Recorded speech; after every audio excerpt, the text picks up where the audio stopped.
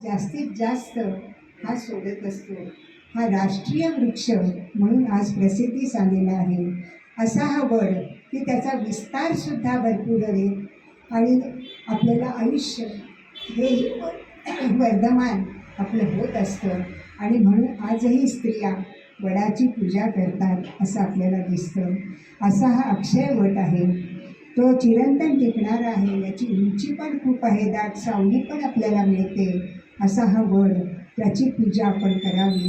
हे वटसावित्रीचं व्रत आपण करावं. आणि आजकाल सिरियलमध्ये आपल्याला ही जन्मोजन्मी पत्नी मिळावी म्हणून आजकाल स्त्रियांबरोबर पुरुषही वडाची पूजा करायला लागलेले आपल्याला दाखवतात सिरियलमध्ये. पण खरं म्हणजे ही 7 जन्माची नाती आहेत. ती 7 जन्माची नाती ही पत्नी मागत असते या वडाजवळ. आणि अक्षय वट हा आपल्याला आशीर्वाद देत असतो. म्हणून वटसावित्री हे व्रत प्रत्येकीने करावं असं सांगितलेलं आहे. आज सावित्रीचा महिमा ही पतिव्रता असल्यामुळे गायला जातोय. पतीचं हे जीवन ती मागत असते आणि त्याच्या सौख्यामध्ये ती सुख मानत असते.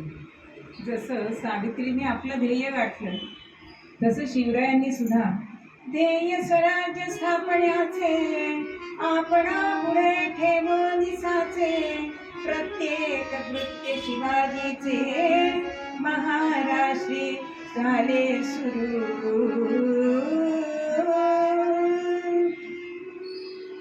पण काशीहून गागा भट्ट आले आणि गागा भट्ट सांगतायत की हे राजा, तुला राज्याभिषेक करून दिला आहे. जर आपलं छत्र सिंहासन झालं नाही तर मुजरे त्याच लोकांना हे आपली लोक करणार. आणि माझा जर तुला मानवी सल्ला ऐकायचा नसेल तर शिवाचा, तुला ईश्वराचा हा आदेश आहे असं समज. पण राजे म्हणतायत इदं न म्हणून, यासाठी मी राज्य स्थापन केलंच नाही. हे राज्य सगळ्यांचं आहे. जिजाबाई सुद्धा सांगतायत की बाळ शिवबा, आजपर्यंत माझं प्रत्येक म्हणणं तू मान्य केलं आहेस. आणि ह्या स्वराज्याचं म्हणजे या त्यांच्या सगळ्या व्रताचं उद्यापन म्हणजे हा राज्याभिषेक होता.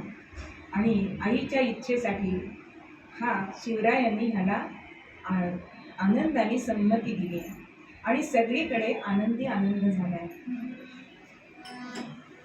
स्वर्गला रायगडी देशाच्या रिंगणी, स्वर्गला रायगडी देशाच्या रिंगणी, आनंदाचा सोहळा जिजाऊच्या अंगणी, आनंदाचा सोहळा जिजाऊच्या अंगणी, स्वर्गला रायगडी देशाच्या रिंगणी, स्वर्गला रायगडी देशाच्या रिंगणी. या भाग्याचे स्वागत करिता,